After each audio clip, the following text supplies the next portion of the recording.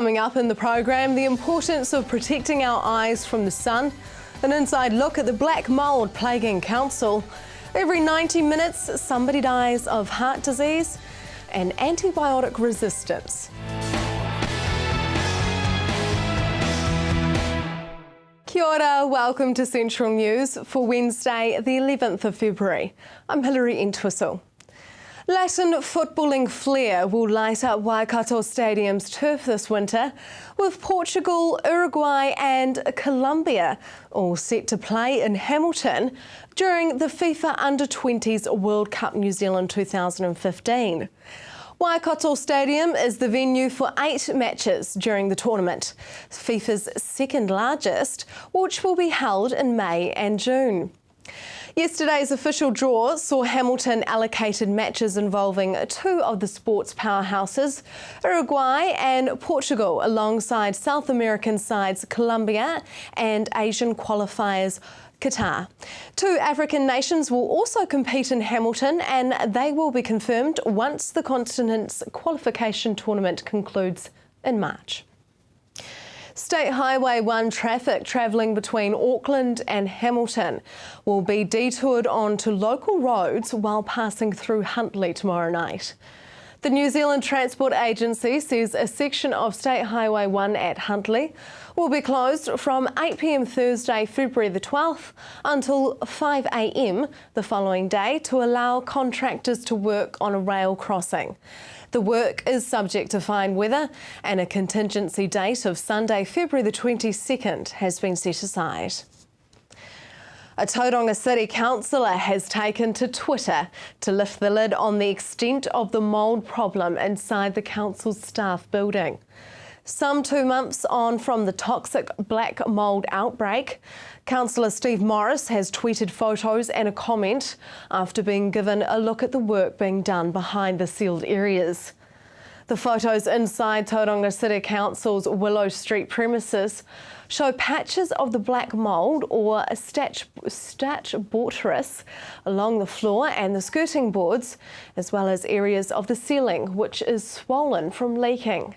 This is the first real glimpse of the outbreak. Since December, Council has been undertaking a full-scale survey of the building to establish the full extent of the mould, following complaints of sickness by staff. The fine, dry weather the Bay of Plenty experienced in January looks set to continue throughout the remainder of February. According to the NIWA, National Institute of Water and Atmospheric Research Climate Summary, January 2015 was characterised by air pressures which were higher than normal over the country. It was a particularly warm month for parts of the Bay of Plenty, Taranaki, West Coast, Canterbury and Central Otago, where temperatures anomalies exceeded 2 degrees of the January average. The nationwide average temperature in January 2015 was 18.2 degrees, which is 1.1 degrees above the 1981 to 2010 January average from NIWA's 7-station temperature series, which began in 1909. NIWA says the predominance of anticyclone highs was reflected in rainfalls for January as a whole, which were below normal, less than 50% of the January normal, or below normal, which is 50 to 79% of the January normal for most areas of the country. Now for our region's weather. Hamilton, sunny with easterly breezes, a high of 26 and an overnight low of 12. Rest of the Waikato, cloudy periods, especially morning and evening. Easterlies dying out in the evening. Paeroa 24 and 14, Matamata 21 and 13, Te Awamutu 25 and 12, Tokoroa 23 and 11. Tauranga mainly fine with cloud developing in the evening. You've got light winds. Your expected high is 23 and an overnight low of 14. For the rest of the bay, mostly cloudy but fine breaks developing in the afternoon and light winds. Te Puke 22 and 13. Looking to the seas now for our marine forecast. West Coast Raglan, a variable 10 knots with a moderate southwest swell at times. High tide is at 4:41 p.m. Marine, east coast, southeast 15 knots, turning easterly 15 knots for a time in the afternoon and evening. Sea slate, mainly fine. High tide is at 1:12 a.m. Still to come on Central News, antibiotic resistance.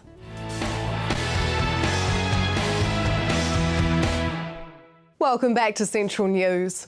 Oku whenua aku kai, oku moi ake tonu atu. Our farms, our food, our future is a food safety conference being held in Wellington. One of the issues they will tackle is the popular weed killer Roundup.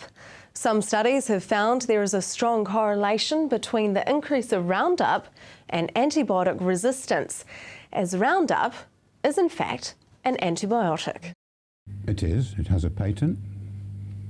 I can't remember the number from the US FDA, and it is a broad-spectrum antibiotic, and it is effective against. In what the main worry is, the cause of, as I mentioned before, there's the celiac disease, irritable bowel, which actually the result of the change in the bacterial makeup in the gut, what we call the biome. That knocks them out, and in particular three families of Enterococci, bifidobacteria, and I forget another one, and then there's the lactobacillus group of things which actually come into lots of things. In addition to that, because of the destruction of the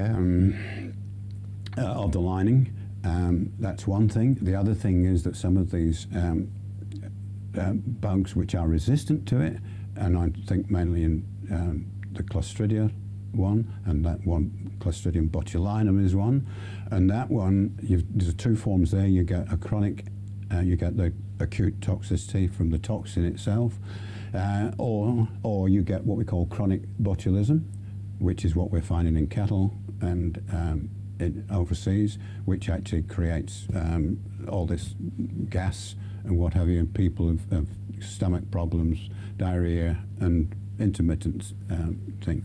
So that's one thing, and the other one is in the same family as a Clostridium difficile, which they're finding in humans, which is doing the same thing. The actual Clostridium botulinum chronic form is basically in animals, but the Clostridium difficile is what they're getting in humans, and that's big problems. It's to get the same thing with flatulence and diarrhea and this, that, and the other.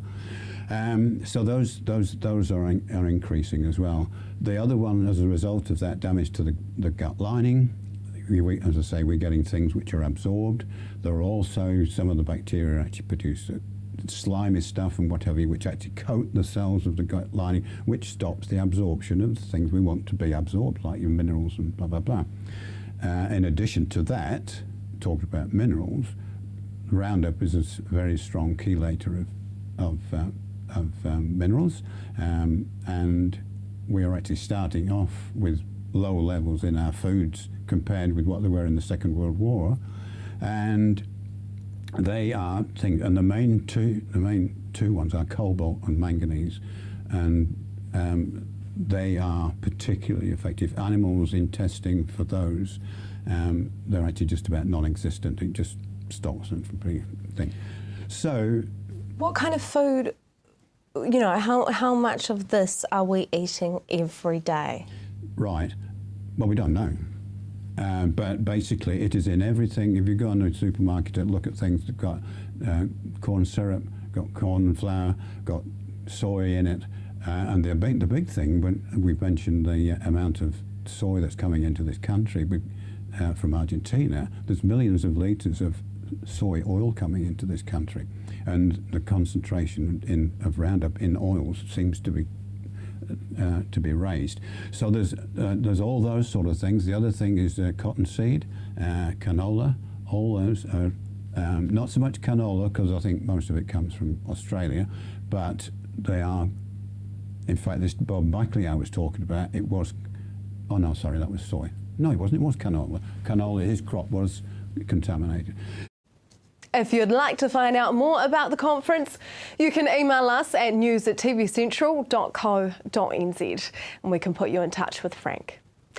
And our next story this week is the National Heart Foundation's annual appeal. Most of us know that we need a heart to survive, but what does it actually do for our body? How crucial is it to have a healthy heart? Well, the heart is a vital organ in our body. It pumps the blood around our body and supplies oxygen to all of our other organs. So if there's something wrong with our heart, then it affects the whole of the rest of our body. And let's face it, we can't fall in love without a heart. The Heart Foundation encourages making healthy living choices. How do we make those? Okay, well, everyone can do something to improve their health. They can look at their daily diet and incorporate lots of fresh fruit and vegetables in their diet. Try and make half your diet fruit and vegetables. You can look at your physical activity patterns and try and incorporate more exercise in your day. If you have a sedentary sort of office-based job, get out and about more, walk around the block, and try and cut out those processed foods as much as possible and the sugary drinks. Are there any warning signs that we could possibly look out for that our heart isn't as healthy as it should be? I think the number one thing is if you're at all worried about your health or your heart, please go and see your doctor or your family nurse and get a medical check, get a heart and diabetes check. They don't take very long. They might just save your life, and they'll be looking at your eating patterns, your physical activity, whether you smoke. They'll be checking your weight, your height, your blood pressure, your cholesterol, and they'll be able to give you some advice and support you. You also run a range of programs for healthy hearts. Can you give us an example of some of these? Yeah, well, we run programs in schools and early childhood centres to support children to lead heart-healthy lives and do lots of physical activity and have good eating habits. We work with food industries to get the right nutrients in foods. And we have community programs going on up and down the country, as well as our biggest thing, which is putting money into research for heart health and training. What puts us at risk of a heart event? Well, you are in the high risk category if you have a family history of heart disease, if you are a diabetic, if you're a smoker, and if you're Maori or Pacific, you're in the higher risk category. But it's worth getting a heart check wherever you're at and just seeing whether there's some healthy lifestyle choices you could be making. What are the numbers? How many people are affected by heart disease in New Zealand? Well, heart disease, shockingly, is New Zealand's #1 killer. It really is a killer disease. Every 90 minutes, one New Zealander dies from heart disease. And a lot of those deaths are preventable or premature, and that's really what we're talking about.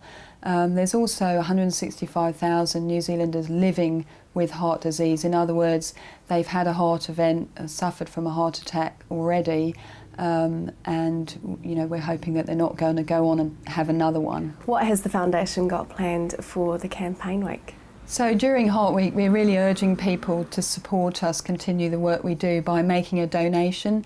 We've got hundreds of volunteers up and down the country around that Valentine's weekend, and they'll be collecting donations from members of the public. We've also got lots of businesses behind us, and people that support us will be given a sticker or a felt heart to wear to show their support for the Heart Foundation. Every 90 minutes, one of us dies from heart disease. It may not be you this time, but every 90 minutes, it's someone's turn. Starting from tomorrow, collectors will be out taking donations for the Heart Foundation in our regions. Coming up after the break, sunglasses, why they're important.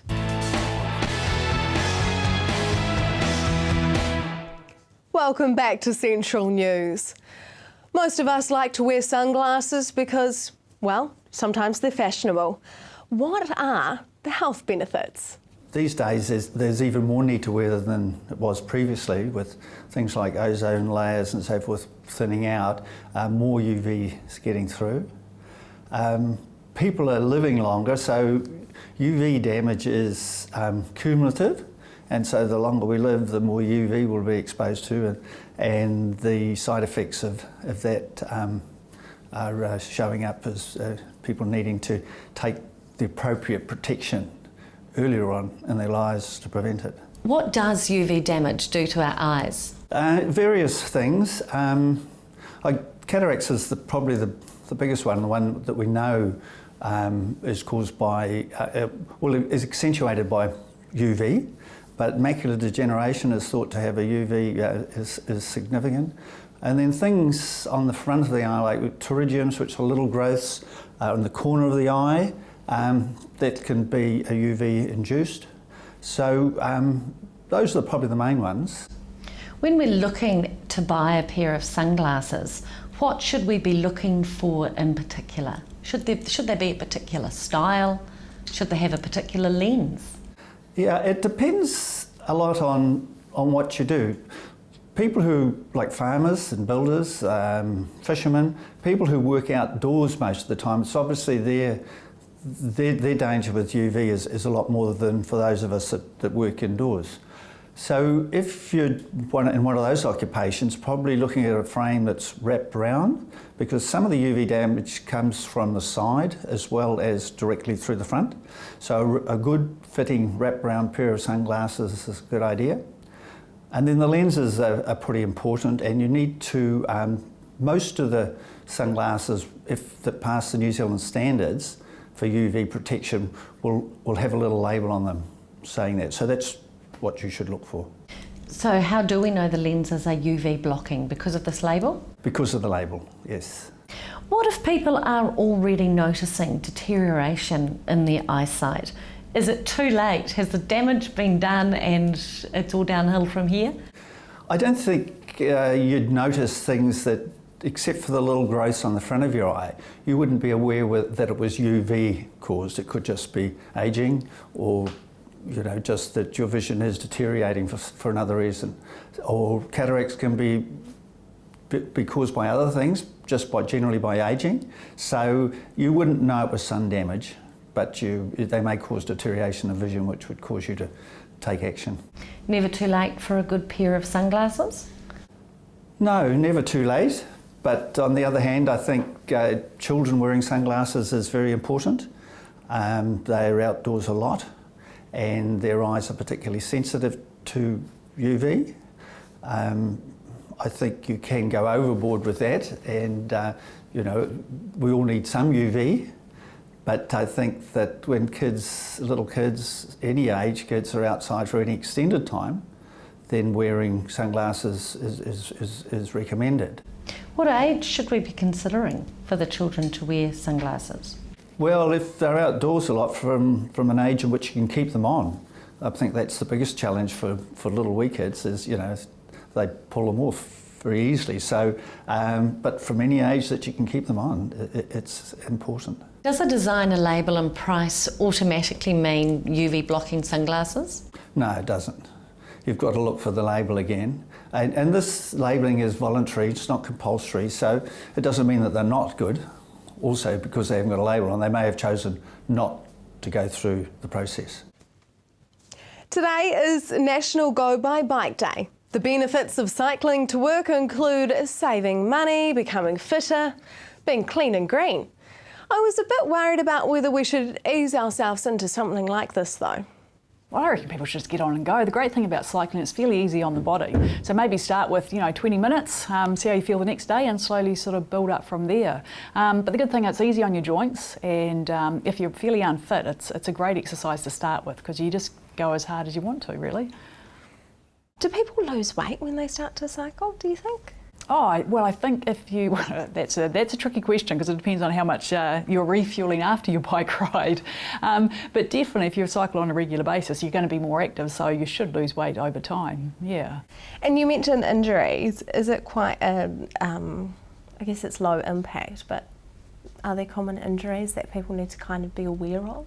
Not really. As I said, yeah, that's the good thing about cycling. It's fairly easy on your joints. So great for people who might be overweight, great for people who, might have arthritis or, limited mobility sometimes. So it's actually a really good activity to get involved with. So there's not really a high injury rate compared to, say, running or something like that, yeah. You're a keen cyclist yourself, so what do you get out of it? Well, I just think it's a great way to get around, great way to see the sights. I'm a keen mountain biker, so not only is it great for my fitness, but it's a heap of fun. And we're so lucky here in New Zealand, and particularly around the Bay of Plenty, that we've got some amazing mountain bike trails that are being built all the time. We've got the Redwoods in Rotorua, there's the Motu trails, there's all sorts of trails that are being built all the time. So it's a great way to see some amazing scenery that we have here in New Zealand. What else has the Bay of Plenty got planned, Sports Bay of Plenty got planned? So for Bike Month, there's actually well over 30 activities happening. So we've got something for everyone really. So if you're not quite sure how to change a tyre when you get a flatty, then you should come along to one of our bike maintenance workshops that are happening. We've got 3 happening over the month. We've got a bike setup workshop, so you know how to set up your bike so you don't get injured, how high you should have the seat and things like that. That's happening at Burita Physio. We've got Tykes on Trike, so that's something, a little event for the under 5s where we're going to set up a little obstacle course, one in Katikati and one here in Tauranga. So you can bring your under 5s along and they can zip around and have fun around all the different obstacles. Plus we've got the weekly Wednesday rides and weekly Sunday rides with the Bay of Plenty Community Trails Trust. So what they want to do is showcase all the great trails that are here around Tauranga, and you can learn about all the off-road trails that are here. So there's actually heaps happening, and we've even got rides over in Katikati Way. We've got a beach ride from Bowen Town to Waihi Beach. We believe there's something for everyone. No excuse but to get on your bike and take part in Bike Month. Go Bay Bike Day, what's the idea behind it? Well, basically we want everyone to leave the car at home and jump on their bikes and ride to work or cycle to school. It's such an easy, fun way to get to work, but most people are just so reliant or used to using their cars, when in actual fact a bike could be actually quicker and obviously it's a lot healthier for you. What are some of the other benefits, do you think, for biking to work? Well, I think it's just it's a great way to start the day. So not only do you get the fitness benefits, you can save on carbon emissions because you're not using your car, save on petrol money as well. So a lot of benefits to be had, but people just got to, I guess, feel safe in doing it and just get organised, I guess, just to give it a go. You said feel safe. What do you suggest to kind of, build up that confidence? Well, I guess one thing would be is having a go at some of the trails that are around Tauranga that are off-road. So build up some confidence that way first before getting onto the road. But the good thing here in Tauranga, there's quite a few cycleways available that you can use to get to and from work. Plus, if you wear some high-vis clothing, get some lights for the back of your bike, make sure you got your helmet on, away you go. Sports Bay of Plenty has quite a bit planned for Bikewise Month.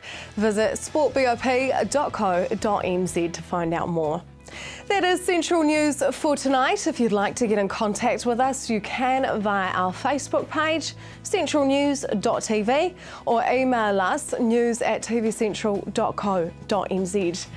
Join me again tomorrow night where we find out more about that Tauranga controversial art policy. Until then, I'm Hilary Entwistle. I hope you have a lovely evening.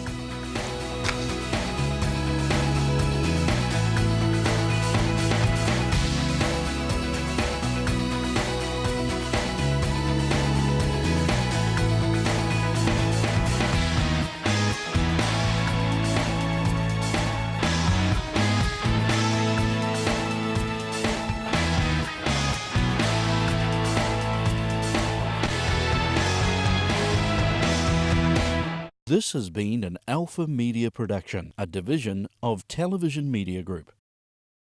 Supporting local content so you can see more of New Zealand on air.